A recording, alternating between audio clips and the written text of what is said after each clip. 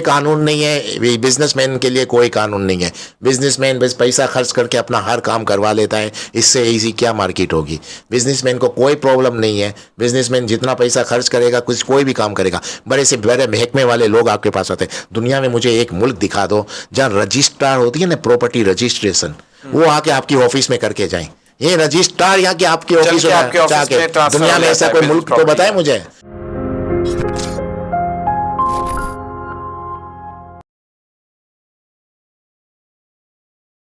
अस्सलाम वालेकुम, मेरा नाम जैद कुंदन है और आप देख रहे हैं YouTube podcast thought on tape. आज की एपिसोड में मेरे साथ बहुत ही ख़ास मेहमान मौजूद हैं। रिटेल चेन बिज़नेस के एक्सपर्ट हैं। चेन स्टोर्स ऑपरेट कर रहे हैं दुनिया के कई मुल्कों में, जिसमें ख़ास तौर पे Oman, Saudi Arabia, Kenya, Dubai, Tanzania, Karachi और इसके अलावा चाइना में भी स्टोर्स ऑपरेशन स्टार्ट कर दिया है।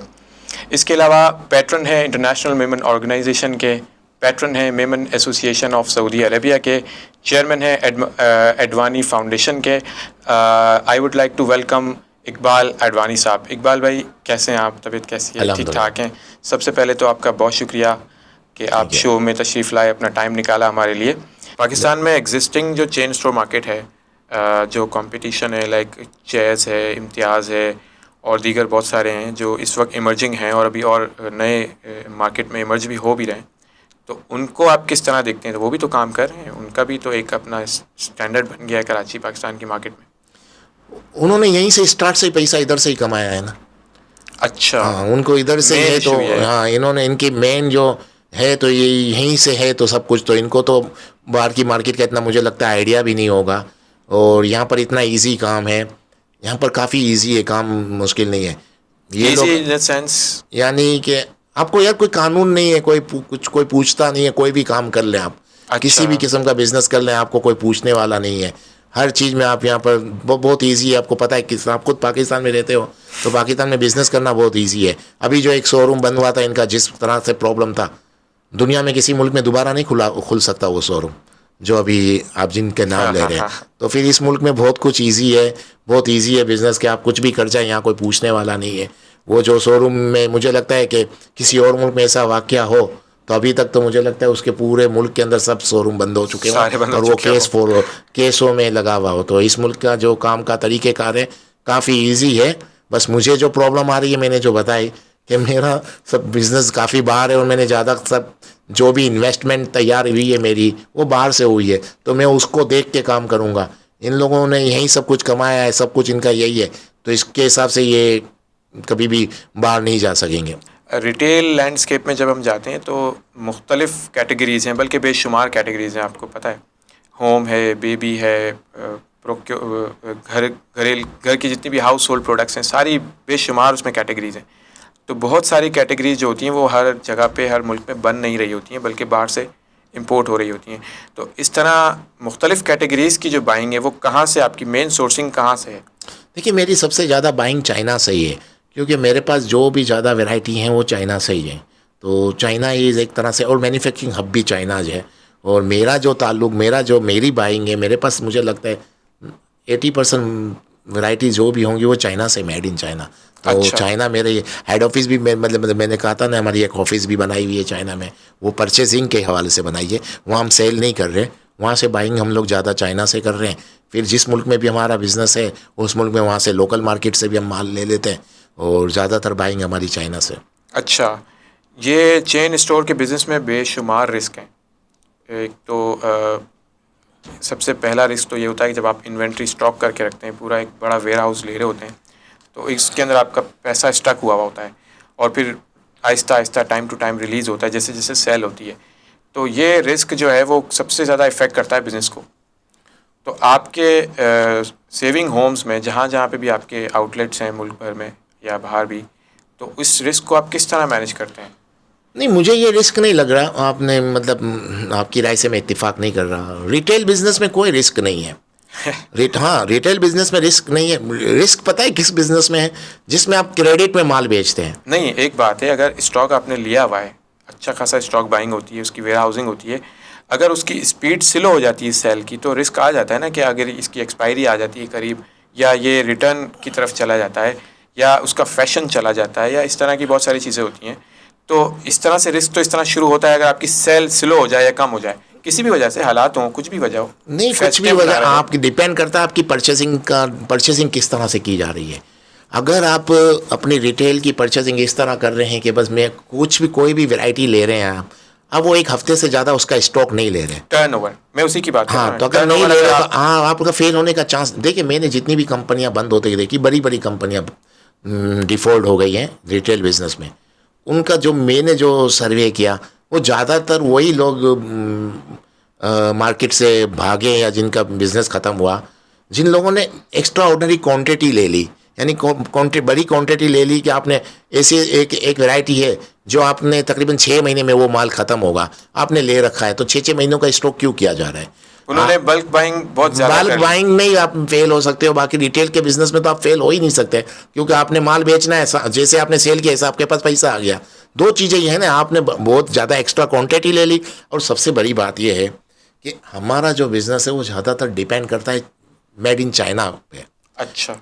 और चाइना की ऐसी कोई हिस्ट्री नहीं है कि उसकी कभी प्राइस बढ़ी हो, उसकी अच्छा, कभी प्राइस history बढ़ती नहीं ही है। नहीं है चाइना की किसी, ये जो कोविड को छोड़ दें, ये 3 साल कोविड को छोड़ दें, तो इसमें जो कंटेनर के फ्रेट बढ़ गए, चाइना की फैक्ट्रियां बंद हो गई, तो सीधी बात है कि आपके पास प्राइस थोड़ी बढ़ गई।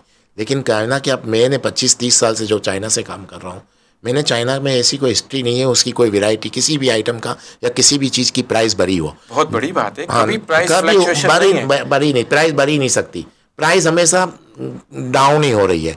जब मुझे बताएं आप, जब प्राइस डाउन होने के चांसेस जितने मैंने आपको बताए, आप बड़ी क्वांटिटी क्यों ले रहे हैं।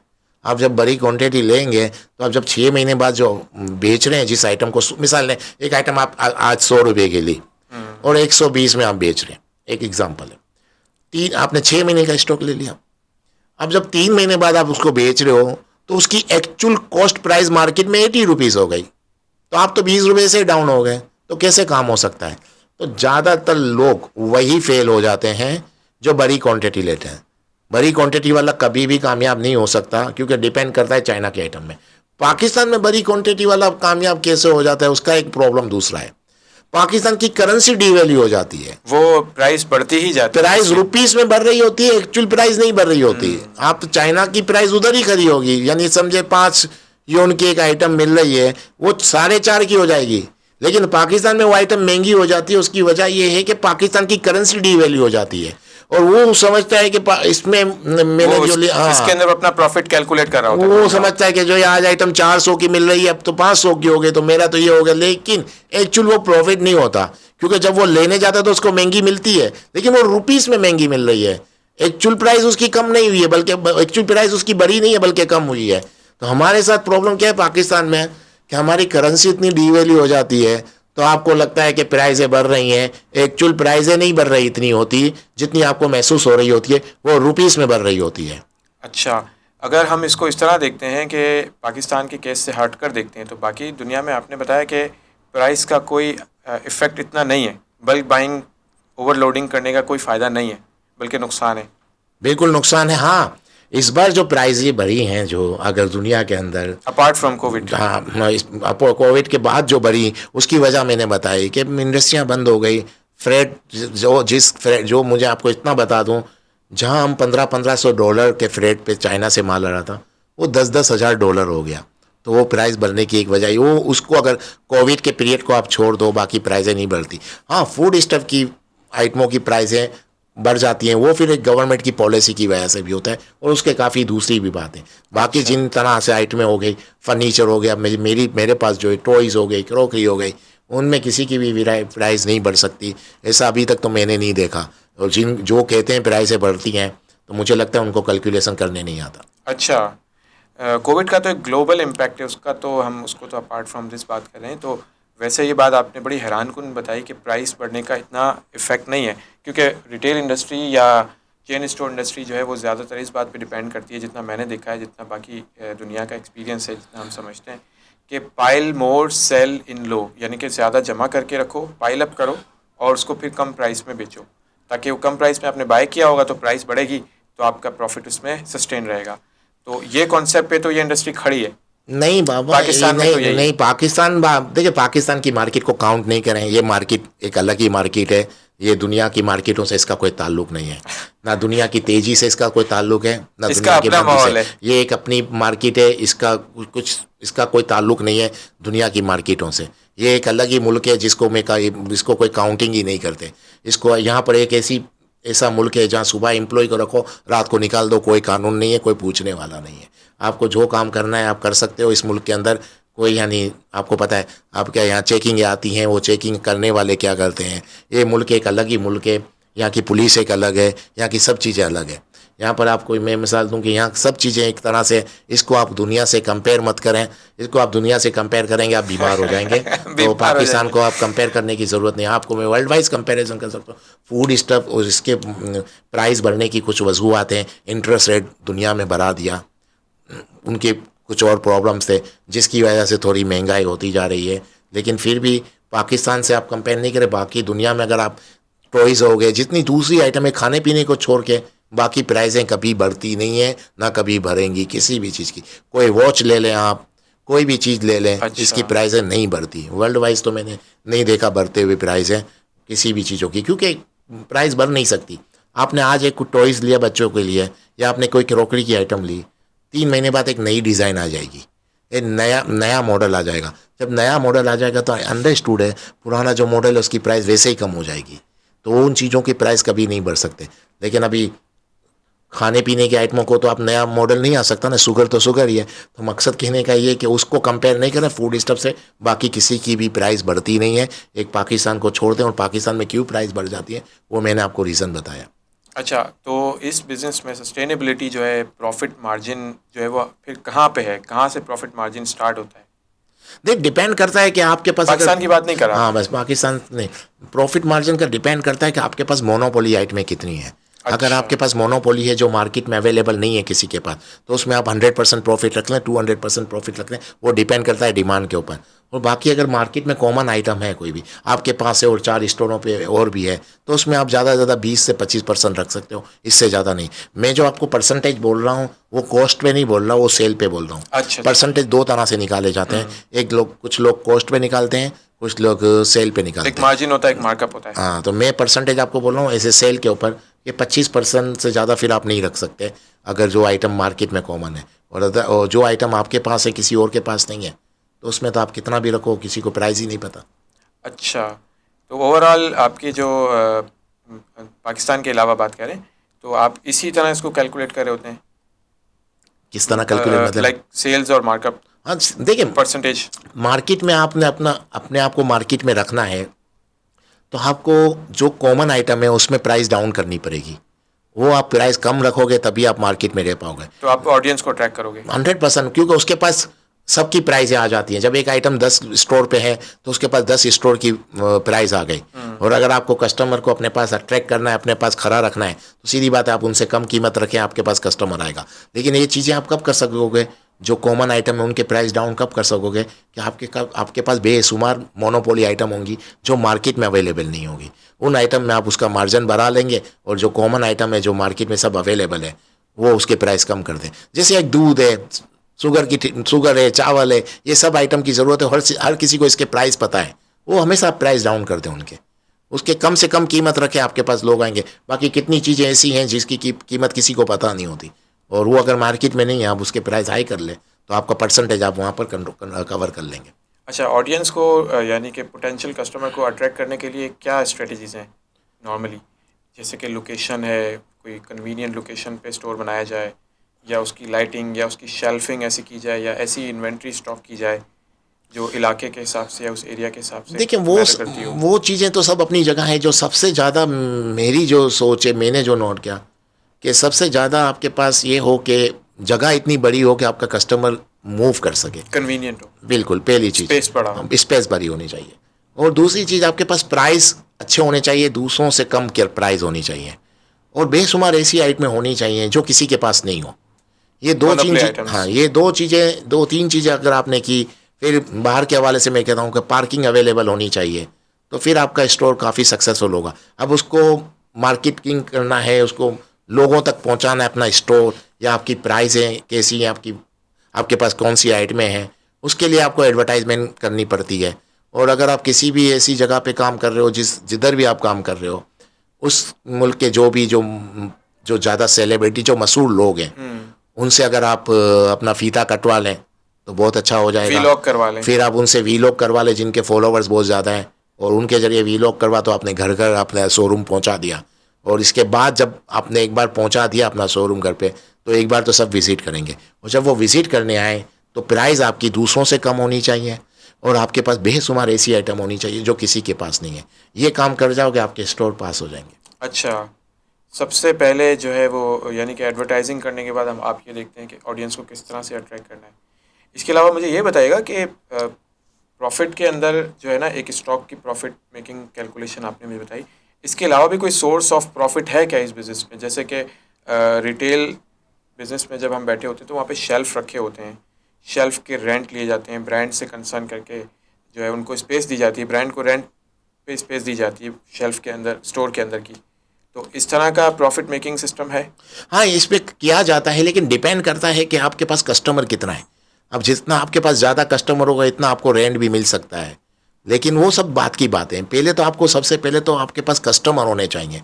कस्टमर आपके पास ज़्यादा है तो इन चीज़ों पे आप वर्किंग कर सकते हैं, लेकिन सबसे पहले जो मैंने कहा, कस्टमर किस तरह आएगा, क्या चीज़ें आप ऐसी दोगे जिससे कस्टमर अट्रैक्ट करेगा, वो सबसे पहले ज़रूरी है। इसके बाद तो फिर आपके पास आ गया कि आपको किस तरह चलना है, आपको रेंट लेना है कि नहीं लेना। अगर रेंट नहीं भी लो तो कोई ज़रूरी नहीं है, डिपेंड करता है आपके पास खुद की वैरायटियाँ जितनी होनी चाहिए। अगर आपके पास ज़्यादा शोरूम है, आपने अपनी इंडस्ट्रियाँ बना ली, आप अपनी प्रोडक्ट खुद बना रहे हो, खुद मैन्युफैक्चरिंग कर रहे हो, तो बहुत सा काम हो सकता है। क्योंकि सबसे जो बड़ा एडवांटेज जो है इसमें, जो मैंने आपको कहा कि आपके पास आपको रात को आपके पास आपका पैसा आ जाता है, ये सबसे बड़ा एडवांटेज है। अगर आपके पास पैसा आ गया तो आप बहुत से काम कर सकते हो।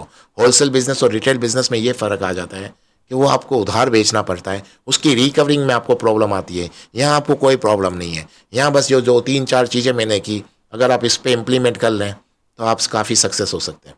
अच्छा, फेस्टिव्स जैसे आते हैं, ईद आती है, रमज़ान आता है, ब्लैक फ्राइडे और ईस्टर और बहुत सारे त्यौहार जो आते हैं, उसमें शॉपिंग को अट्रैक्ट किया जाता है और उसके हिसाब से डिस्काउंट ऑफ़र किए जाते हैं। पाकिस्तान में तो इतना इसका कल्चर नहीं नज़र आता, लेकिन बाहर की दुनिया में कितना है, कैसा है?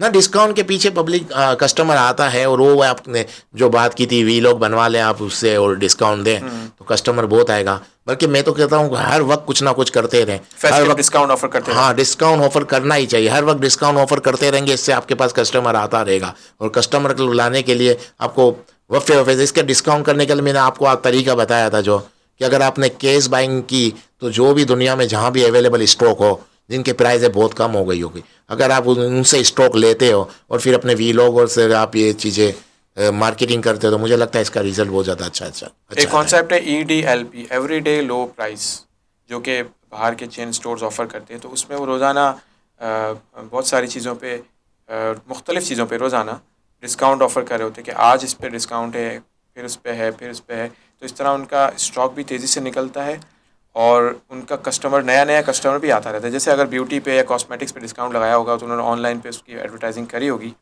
तो नया कस्टमर वहाँ से इंटरेक्ट होगा, उस सेगमेंट से एंट्री मारता है। तो EDLP एक बहुत बड़ा कॉन्सेप्ट है, दुनिया में चल रहा है। जैसे अमेज़ॉन्स है, वॉलमार्ट है, बाकी अच्छे स्टोर हैं, कोस्टा है, तो ये लोग EDLP पे बड़ा काम करते हैं। पाकिस्तान में तो ऑफ कोर्स इस आइडिया पे इतना नहीं है काम, लेकिन आपके अलावा जहाँ पे आपके स्टोर्स हैं पाकिस्तान के अलावा, उनमें आप इस तरह का कॉन्सेप्ट कोई रखते हैं? देखिए, मेरे जितने भी जो परचेसिंग हम लोग जहाँ से करते हैं, चाइना हो गया या लोकल मार्केट हो गई, वहाँ अगर आप पहले से कह दो सबको कि भाई जो भी आपको स्टॉक निकालना हो आप हमसे कांटेक्ट करें, तो जब उनको स्टॉक अपने निकालने होते हैं दुनिया में कहीं से भी, आपसे जब वो कांटेक्ट करेंगे तो आप अपने प्राइस में लेंगे माल। तो जो वैरायटी आप कभी 100 दरम में बेच रहे हैं मिसाल, वो आप अचानक 20 दरम में बेचेंगे तो कस्टमर तो आएगा ना। अब वो आपने लॉस नहीं करना, आपने केस बाइंग उन लोगों से करनी है जिनके पास स्टॉक अपना निकालना है, वो आपको सबसे पहले कॉल करेंगे। हर कोई अपना स्टॉक तो निकालता है। अब जो बड़े बड़ी क्वांटिटियाँ लेते हैं उनको तो स्टॉक निकालना ही पड़ता है, उनके पास तो ऑप्शन नहीं है। तो रिटेल में आपने क्वांटिटी कम लेनी है, लेकिन उन लोगों से स्टॉक उन सूरत में ले लेना है जब कोई 100 की जब मैं चाइना से काम है मेरा दुनिया भर से, तो मुझे एक्चुअल कॉस्ट भी पता है किस वैरायटी की क्या है, और जब हम उससे स्टॉक लेते हैं तो अपने प्राइस में लेंगे, और जब उसको इतना डाउन करके बेचते हैं तो कस्टमर आपके पास आता ही है और आ ही जाता है। और वो किस तरह आएगा, मैंने बताया, उन लोगों से आपने वीलॉग कर बनवा लिए जो वहाँ का पॉपुलर लोग हैं, जो सेलिब्रिटी हैं वहाँ की, जिनके फॉलोवर 10-20 लाख हैं, और बाद में आपने स्टॉक उन तरह से ले लिया कम प्राइस में, हाफ से भी नीचे प्राइस में लिया, और फिर जब उससे मार्केटिंग करवाओगे तो आपके पास कस्टमर तो आएगा। 200-300 किलोमीटर दूर से भी आएंगे, 200 किलोमीटर दूर से भी आता है कस्टमर। उसकी वजह यही है। अच्छा इकबाल भाई, आपके तजर्बे को लेते हुए थोड़ा पाकिस्तान की मार्केट का एनालिसिस करते हैं। पाकिस्तान में मेट्रो कैश एंड कैरी है, कारफोर है, और इसके अलावा बाहर के और बहुत सारे ब्रांड यहाँ पे स्टोर बना रहे हैं। लेकिन एक आम आदमी उस तरफ नहीं जाता है। आम आदमी की अप्रोच है इम्तियाज़, आम आदमी की अप्रोच है चेज़ वैल्यू, चेज़ अप, और यानी कि इंटरनेशनल ब्रांड यहाँ पे काम नहीं कर पा रहे। आप देख सकते हैं मेट्रो के अंदर, अभी देख लें, रमज़ान में ही देख लें, मेट्रो के अंदर आपको वो रश नहीं मिलता, उसकी पार्किंग में वो फ्लड नहीं मिलता जो कि आपको रोड पे चेज़ पे या इम्तियाज़ पे या लोकल स्टोर पे मिलता है। मैंने पहले ही कहा था ना आपको कि बाहर से जो भी काम करने आएगा वो अपनी कैलकुलेशन डॉलर से ही करेगा। ये रुपीस से करते हैं तो इनको तो नहीं अंदाज़ा, वो इनको तो हर वक्त प्रॉफिट नज़र आ ही रहा होता है। उनको प्रॉफिट, ये अगर कोई आइटम 100 में बेच रहे हैं, या मिसाल वो 1 साल बाद इनको ये जो प्रॉफिट इनके पास रुपीस की सूरत में आता है, 1 साल बाद ये जिसको देखते हैं इनको बहुत बड़ा प्रॉफिट नज़र आता है। इसी तरह जो बाहर से जो आए हुए होते हैं वो जब 1 साल बाद देखते हैं तो उनको प्रॉफिट नज़र नहीं आ रहा, उनका स्टोर भरा हुआ है। वो जब अपना जो प्रॉफिट जो नज़र आ रहा होता है उसको जब वो कैलकुलेट करते हैं तो उनको लॉस हो रहा होता है। क्योंकि अगर वो उससे ट्रांसफ़र भी कर रहे हैं, अगर उसने समझो ना $10 मिलियन यहाँ लाया होता है और 5 साल बाद वो $9 मिलियन भेज पा रहा है, लेकिन रुपीस में उसने बहुत ज़्यादा प्रॉफिट किया होता है। रुपीस में वो कैलकुलेशन करता है, उसका प्रॉफिट बहुत है, लेकिन वो जब ट्रांसफ़र करता है, क्योंकि जहाँ से लाया वहाँ ट्रांसफ़र करेगा, और जब वहाँ ट्रांसफ़र कर रहा होता है बजाय इसका ऑडिट बॉडिट देख के प्रॉफिट उनको नज़र आ रहा है, लेकिन वो जब ट्रांसफ़र करने जाते हैं तो उनको 9 मिलियन मिलते हैं, एक्सचेंज में वो पूरा प्रॉफिट, तो वो कैसे दूसरी बार आएगा। और अब तो बेचारे अपना प्रॉफिट भी नहीं भेज पा रहे, अपनी इन्वेस्टमेंट भी ट्रांसफ़र नहीं कर पा रहे। पाकिस्तान की कुछ ऐसी पॉलिसी है। बाकी आप जिनका नाम ले रहे हैं वो रुपीस में सोचते हैं, रुपीस के हिसाब से काम कर रहे हैं, तो वो सक्सेसफुल अपने हिसाब से बिल्कुल सही है, क्योंकि वो रुपीस के बारे में, रुपीस के हवाले से सोचते हैं। रुपीस में प्रॉफिट बहुत नज़र आएगा, जो बाहर से लाएगा, जो बाहर से आया होगा उसको प्रॉफिट नज़र नहीं आएगा। अभी जो कॉन्सेप्ट है बाकी बाहर की दुनिया का, पाकिस्तान में भी इमर्ज हो रहा है कि शॉपिंग को एक एग्जीबिशन में कन्वर्ट कर दिया है कि ज़रूरत की चीज़ें तो आप जब लेने जाते हैं तो आप बहुत सारी इम्पल्सिव बाइंग कर लेते हैं। तो ये कॉन्सेप्ट जो है, असल चेन स्टोर्स की ग्रोथ की वजह भी यही है।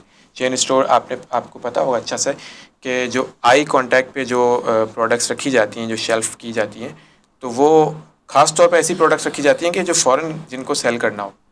तो इस तरह से पाकिस्तान में तो इसका इतना अभी नहीं है, लेकिन बाहर की दुनिया में चेन स्टोर्स की इमर्जिंग बिजनेस की मेन पॉइंट्स यही हैं कि इम्पल्सिव बाइंग हो। हम बाय करने के लिए आए हैं, एक पेन लेने के लिए आए हैं, लेकिन हम 2-3 और चीज़ें भी साथ लेके चले जाते हैं, क्योंकि इस तरह से शॉपिंग एग्जीबिशन लगा हुआ है। बच्चों के लिए अपॉर्चुनिटीज़ हैं वहाँ पे, बच्चों को मतलब फैसिलिटीज़ होती हैं, बच्चे तंग ना करें, बच्चों के लिए खाने पीने की चीज़ें होती हैं, बहुत सारी चीज़ें होती हैं। तो आपके सेविंग होम की पार्टिकुलर बात करता हूँ, बाकी स्टोर्स में पाकिस्तान के अलावा अगेन आपने इस पे कोई स्ट्रेटजी पे काम किया है कभी? देखिए, आपको अगर कोई भी वैरायटी बेचनी है तो आप बकौल आप कह के उसको आप फ्रंट पे लगा दो, जैसे ही कस्टमर आए वो सही है। लेकिन मेरा तो तरीक़ेकार है कि जो कॉमन वैरायटीज़ हैं, जो कॉमन आइटम है, जो हर किसी की डिमांड है, उसके प्राइस बिल्कुल डाउन कर दो, कम रखो, बिल्कुल डाउन कर दो। और जब आपका शोरूम जो बड़ा हो ना, तो उसके पीछे हिस्से पे या दूर हिस्से पे आप वो वैरायटी रखो, तो जो भी कस्टमर आएगा वो आपकी पूरे शोरूम को पास करके वहाँ पहुँचेगा, क्योंकि वो तो चीज़ वो लेगा, क्योंकि आप 100 रुपये की चीज़ 25 में बेच रहे हो, उसको हाईलाइट, इसकी एडवर्टाइजमेंट भी की है और वो घर की ज़रूरत भी है, तो वो तो आप वो लेने आएगा, वो लेगा। तो वो आप अपने कोने पे रख दी, अगर दूर रख दी तो पूरा जो आपका शोरूम है उसको विजिट करते वो लेने के लिए आएगा, पूरे स्टोर्स को घूमता हुआ आएगा और इम्पल्सिव बाइंग हो जाएगी 100%। तो ये हमने यही तरीका अपनाया हुआ है। ये मेन कॉन्सेप्ट। हाँ, ये है कि इस तरह से करते हैं, तो वो सब उसने अगर अंडे, ब्रेड और फूड आइटम्स लेने हैं तो स्टोर के बिल्कुल कोने वाले हिस्से में रखे हुए हैं। तो जब वो एंटर होगा तो पूरे स्टोर से होता हुआ आएगा, सारी चीज़ें देखेगा, खिलौने भी देखेगा, शैम्पू भी देखेगा, कॉस्मेटिक प्रोडक्ट भी देखता हुआ आएगा, तो बाइंग करता हुआ आएगा और फिर कहीं जाके उसको अंडे और ब्रेड वहाँ से अभी आपको पाकिस्तान की एग्जाम दे दे लोग, यहाँ पर अगर समझेगा हर घर की ज़रूरत शुगर है और उसके प्राइस बढ़ गए हैं। 100 रुपये से कहीं कम नहीं है। आप 80 रुपये रख दो और अपने कोने पे रखवा दो वहाँ, तो आपको हर आदमी 80 रुपये वाली शुगर लेने आएगा, यहाँ से दूध भी लेता हुआ जाएगा, वो वहाँ कोने तक वो कस्टमर पहुँचेगा। तो मकसद कहने का है कि ये एक अच्छे मैं इस पे ज़्यादा काम करता हूँ, इस तरह की आइडियाज़ पे ज़्यादा वर्किंग है मेरी। अच्छा, पाकिस्तान में आपके फ्यूचर में स्टोर्स की मर्ज बिजनेस में और इन्वेस्टमेंट का वो है इरादा या? देखिए, पाकिस्तान में उसी सूरत में बिज़नेस करना चाहिए मेरे जैसे बंदे को कि करेंसी एक जगह खरीद हो जाए, मतलब किसी भी प्राइस पे हो। 300 है, कम से कम 5 साल तक के लिए हमारी करेंसी डी वैल्यू नहीं स्टैंड करेगा। अगर करेंसी डी वैल्यू होती है पाकिस्तान की, तो फिर यहाँ बिज़नेस करने का कोई मकसद नहीं रह जाता ना। जिसके पास ऑप्शन है, अपॉर्चुनिटी है, उसके लिए यहाँ करने का कोई मकसद नहीं है। फिर यहाँ वही बिज़नेस करे जिसके पास कोई दूसरा ऑप्शन नहीं है। मेरे पास इतने सारे ऑप्शन हैं। मैं पाकिस्तान में उस वक्त बिज़नेस करूं जब मुझे लगे कि करेंसी डी वैल्यू नहीं होगी। अगर करेंसी यहाँ की डी वैल्यू होती है तो मुझे हिसाब से बिज़नेस नहीं करना चाहिए यहाँ। और अगर आप देखो जो आजकल के दौर चल रहा है, क्योंकि मुझे अपना नाम ख़राब नहीं करना, सीधी बात है। हाँ, यहाँ पर अगर बंदा ये सोचे कि भले नाम ख़राब हो जाए तो फिर तो कोई प्रॉब्लम नहीं है। जैसे आजकल जो देखा कि आपने एक बुकिंग खोल दी कि भाई, जैसे मैं बिल्डर के हवाले से कह रहा हूँ, बुकिंग खोल दी उन्होंने, अब 3 साल में कंस्ट्रक्शन कॉस्ट डबल हो जाती है। या तो बिल्डर अब 2 काम में से एक काम तो उसको करना पड़ेगा, या तो अपना नाम ख़राब कर देगा या फिर लॉस करेगा। क्योंकि जब आप कंस्ट्रक्शन कॉस्ट ही डबल होगी तो आप तो डिलीवर नहीं कर पाओगे 3-4 साल में वो जो बोला है। तो ज़्यादातर लोग अपना नाम ख़राब कर लेते हैं और लॉस नहीं करते। तो मेरी सोच ये है कि मैं लॉस कर जाऊँ, अपना नाम ख़राब नहीं होने दूँ। अच्छा। तो अगर इस सोच वाला बंदा जो भी है वो पाकिस्तान में जब तक करेंसी डी वैल्यू होती रहेगी तो उसको नहीं करना चाहिए काम। एज ए ओवरसीज़ बिजनेसमैन, आप बार बार आपकी बातों में ऐसा लगता है कि पाकिस्तान में बिज़नेस करना बहुत आसान है। आपने बहुत बार ये बात रिपीट भी की, मुझे बताया। तो जब हम यहाँ देखते हैं तो यहाँ के बिजनेसमैन तो यहाँ इतना वो नहीं देखते इसको, वो कहते हैं पाकिस्तान में बिज़नेस करना बहुत मुश्किल हो गया है, ये हो गया है, वो हो गया है। बल्कि पाकिस्तान की यूथ तो यहाँ से जाना चाह रही है और निकल रही है। अब तो वो यहाँ पे रुक ही नहीं रही। ब्रेन ड्रेन आपने सुना है, पाकिस्तान से टैलेंट जो है वो पाकिस्तान से जा रहा है, बिज़नेस का तो सोच ही नहीं रहा। तो आप कहते हैं कि बिज़नेस तो बहुत आसान है पाकिस्तान में, क्या वजह है? देखें, अभी जो जा रहे हैं वो जॉब ढूंढने जा रहे हैं कि बिज़नेस करने जा रहे हैं। पहला सवाल तो ये है ना कि बिज़नेस यहाँ बहुत इजी है और इसमें कोई दो राय नहीं है। लेकिन प्रॉब्लम मैंने जो आपको बताई थी वो था कि डॉलर से प्रॉब्लम आ जाती है मेरे को, लेकिन रुपीस में बिजनेस बहुत है। रुपीस में बिजनेस बहुत है यहाँ, तो ये भी बात कोई नहीं मान रहा ना। नहीं, पाकिस्तान के हालात ख़राब हैं, पाकिस्तान के पकड़ता नहीं है, पाकिस्तान के पास पैसा नहीं है, रिजर्व ख़त्म हो गए और बहुत सारी चीज़ें, पाकिस्तान को IMF पैसा नहीं दे रहा। तो अब वो सारे बिजनेस कम्युनिटी तो कहती है बिजनेस खत्म हो गया है। कितने बिजनेसमैन, बड़े बिजनेसमैन हैं जो बाहर बिजनेस अभी डाल रहे हैं अपना, है कोई लोग? इतने बातें करते हैं लोग पाकिस्तान में बिजनेस बहुत इजी है, और जो पाकिस्तान में बिजनेस कर रहा है और जिसने पाकिस्तान में बहुत कुछ कमा लिया है वो दुनिया में कहीं बिजनेस भी नहीं कर सकता। इतनी इजी मार्केट दुनिया में कहीं नहीं है जितनी है। मेरे कितने जानने वाले हैं ऐसे। इजी मार्केट, सॉरी आपको इंटरप्ट कर रहा हूँ, इजी मार्केट से क्या मुराद है यहाँ पे? क्या चीज़ इजी? कोई कानून नहीं है बिजनेसमैन के लिए, कोई कानून नहीं है। बिजनेसमैन बस पैसा खर्च करके अपना हर काम करवा लेता है, इससे इजी क्या मार्केट होगी? बिजनेसमैन को कोई प्रॉब्लम नहीं है। बिजनेसमैन जितना पैसा खर्च करेगा, कोई भी काम करेगा। बड़े से बड़े महकमे वाले लोग आपके पास आते हैं। दुनिया में मुझे एक मुल्क दिखा दो जहाँ रजिस्ट्रार होती है ना, प्रॉपर्टी रजिस्ट्रेशन, वो आके आपकी ऑफिस में करके जाएं। ये रजिस्ट्रार यहाँ के आपके ऑफिस में, दुनिया में ऐसा कोई मुल्क तो बताए मुझे। आप दुबई में ये चीज़ सोच सकते हैं, आप UK में ये चीज़ सोच सकते हैं, आप अमेरिका में सोच सकते हैं। यहाँ पर तो दिन में वो रजिस्ट्रियाँ कर रहा होता है जो शाम को आपकी ऑफिस में आके थप्पे लगा रहा है। तो इससे आसान मार्केट हुई दुनिया की कहीं सोचे? जो आपके पास बैठा हुआ है, जो जिसका इतना बड़ा ऑफिसर बना हुआ है, जो वो आपके ऑफिस में आके दुनिया में वो रजिस्टर कर रहा है, सबकी लाइन लगी हुई है आपकी ऑफिस के अंदर। यहाँ पर कोई लॉ है, लेबर कोई कानून है? सुबह आपने एम्प्लॉय को रखा, शाम को आपने निकाल दिया। अच्छा। दुनिया में कहीं करके दिखाएं आप, हर चीज़ की एग्रीमेंट होती है। यहाँ पर फुटपाथ बना ली, पैसे खिला दिए, सीढ़ियाँ निकाल दी, पैसे खिला दिए। मतलब क्या है? 100 रुपये की चीज़ 500 में बेची, कोई पूछने वाला नहीं है। अब आपको चीज़ बताऊँ, आपको हैरत होगी, हम लोग बाहर है ना डिस्काउंट भी लगाते हैं ना, डिस्काउंट भी, उसकी भी परमिशन लेनी पड़ती है, उसकी भी फीस देनी पड़ती है। अच्छा। एक 100 रुपये की चीज़ मैं 50 में बेचना चाह रहा हूँ ना, 100 को क्रॉस करके कम कर रहे हैं 50, उसकी मुझे पहले परमिशन लेनी पड़ेगी। मुझे प्रूफ करना पड़ेगा कि ये 100 में मैं बेच रहा था वो, और अब मैं 50 में बेच रहा हूँ, और वो सब करने के बाद भी मुझे उसकी भी फीस अदा करनी पड़ेगी। यहाँ तो अच्छा। आप किसी भाव में भी चीज बेचो, कोई पूछने यहाँ वाला पे नहीं तो है। कम करना तो सोच ही नहीं सकते कि कम करेंगे प्राइस। यहाँ तो बगैर किसी से पूछे, बगैर कुछ के, सुबह की प्राइस कुछ और शाम की प्राइस 50-50, 60-60 रुपए छोटी प्रोडक्ट्स पे बढ़ा देते और हैं। जो टीम आपके पास आती है चेक करने, जिसको प्राइस कंट्रोल करते हैं, वो क्या करते हैं, वो पैसे लेकर चले जाते हैं। वो तो आते आप पैसे लेने। हाँ, तो कौन कहाँ आप क्या है, तो इससे इजी बिजनेस क्या है? जो यहाँ पर हजार हजार लोगों को लेकर अपनी इंडस्ट्री में बैठे हुए हैं ना, उनमें मैंने इतनी कैपेसिटी भी नहीं देखी कि वो दुनिया के किसी मुल्क में 100 आदमी को भी चला सके। इतने रूल्स फॉलो करने पड़ते हैं। यहाँ बहुत बिजनेस इजी है, और जिन लोगों ने भी यहाँ बिजनेस किया है 20 साल से 25 साल से, वो दुनिया में कहीं बिजनेस भी नहीं कर सकते, क्योंकि वो वहाँ की फॉर्मेट ही पूरी नहीं कर पाएंगे। वो ये एक वो सच्चा कैपेसिटी बिल्ड ही नहीं हुई होती, हाँ, इतना आसान इसीलिए माहौल मैं है। बोल रहा हूँ, इसीलिए मैं बोल रहा हूँ कि यहाँ बिजनेस बहुत इजी है, रुपीस में बहुत प्रॉफिट है। मेरे जैसे बंदे को प्रॉब्लम क्या आ गई, मैं अपना पैसा बाहर से ट्रांसफर किया था। बाकी यहाँ पर बिजनेस बहुत आसान है। कोई कहता है मुश्किल है, तो मुझे मेरे साथ टॉक शो में आप बिठा दे, और मैं बात अच्छा। आपको साबित कर दूंगा कि यहाँ का बिजनेस कितना ईजी है। तो आप ये कह रहे हैं कि पाकिस्तान का लॉ एंड ऑर्डर इतना वीक है, और मतलब करप्शन का ये एलिमेंट है कि बिजनेस का कोई मसला नहीं है, जो आप चाहते हैं वो आप कर सकते हैं। पैसे वालों के लिए, यहाँ जिसके पास पैसा है उसके लिए कोई कानून नहीं है। अच्छा। एक बिजनेसमैन है, अगर उसके पास पैसा है तो Corruption। उसको कोई कानून नहीं है। उसको जिस तरह अपना काम करना है वो कर सकता है। यहाँ पर यही सही है, यही प्रॉब्लम है ना। एक बिजनेसमैन है जिसके पास, अगर वो फाइनेंशियली बहुत स्ट्रांग है, उसके लिए बिजनेस करने में कोई प्रॉब्लम ही नहीं है। तो ऐसा कब तक लेकिन वो होगा कंपेयर, वो अगर बोल रहे हैं ना कारोबार नहीं है, बिजनेस नहीं है, तो वो ये कंपेरिजन नहीं कर रहे हैं कि यूके में बहुत अच्छा, यूके में बिजनेस अच्छा था तो हमारा यहाँ नहीं है। वो अपने पुराने बिजनेस से कंपेयर अपना आज का बिजनेस कर रहे हैं। इधर को ही बैठे हुए इधर से ही देख इधर रहे से हैं। कि पहले तो यार ये बहुत था, ये इजी था, ये इजी था। तो इसकी वजह क्या है? क्या टेक्नोलॉजी का दौर है, हर चीज़ें चेंज हो गई है। जिन लोगों ने अपने आप को आज की टेक्नोलॉजी के साथ अपग्रेड नहीं किया, यानी अपडेट नहीं किया आज की टेक्नोलॉजी के साथ, वो पीछे रह गए हैं।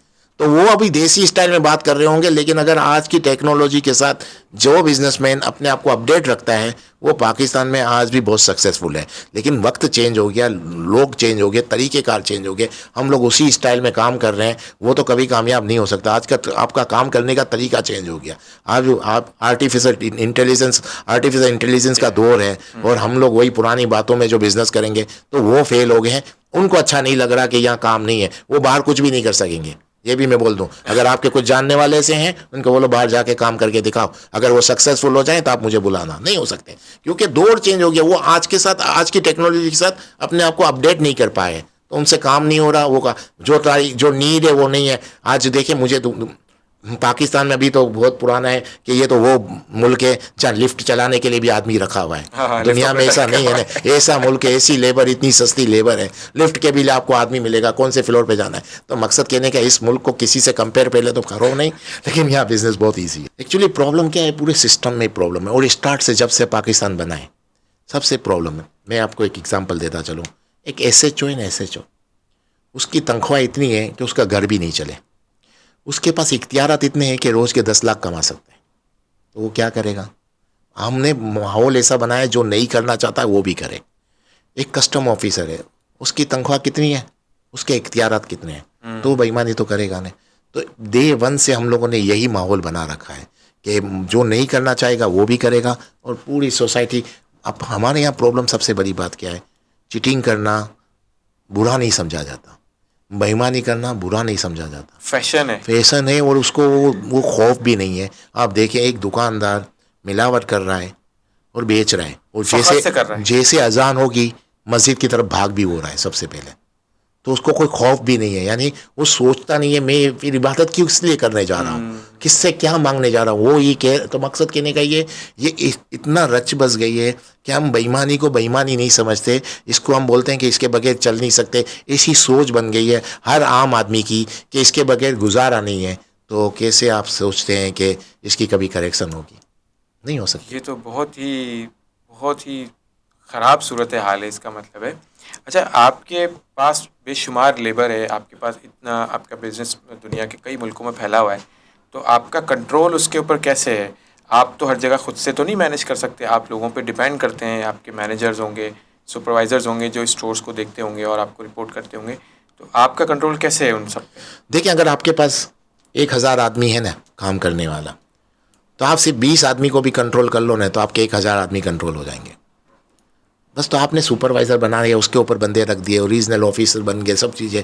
तो आपका सिस्टम, आपका काम पता है क्या है, एक्चुअल आपका सिस्टम कितना स्ट्रांग है, आपका सिस्टम कितना स्ट्रांग है। और आजकल तो ऐसे ऐसे सॉफ्टवेयर आ गए हैं, ऐसी सी टेक्नोलॉजी आ गई है कि आप दुनिया के किसी भी मुल्क में बैठ के दुनिया में किसी भी मुल्क में काम कर सकते हैं। तो मुझे लगता है कि आज की टेक्नोलॉजी के साथ तो अगर मैं 100 शोरूम भी हूँ उसको भी इजीली चला सकता हूँ, और इतना इजीली चला सकता हूँ कि मुझे पास इतना टाइम भी बचे कि मैं मैकडोनल्ड की लाइन में खुद लग के बर्गर भी ले सकता हूँ। इतना बंदा फ्री हो सकता है आज के बाद, इतना काम चलाने के बाद। तो मकसद कहने का है टेक्नोलॉजी इतनी आ गई है, आपको बस किस आदमी को क्या काम देना है, बस एक चीज़ आप में होनी चाहिए।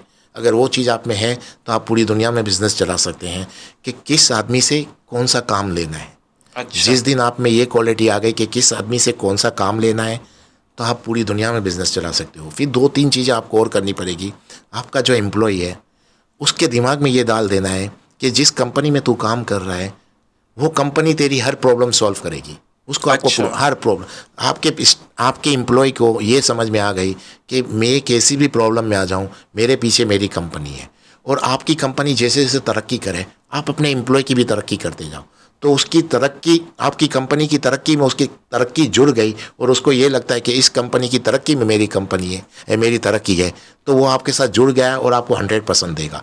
जब आपके एम्प्लॉय आपको 100% देना शुरू कर देंगे, आप पूरी दुनिया में अपना बिजनेस चला सकते हो। लेकिन इसके लिए आपको 2-3 चीज़ें करनी पड़ेगी कि आपको उसके दिमाग में ये डालना पड़ेगा, हर प्रॉब्लम में उसके साथ खड़ा रहना पड़े।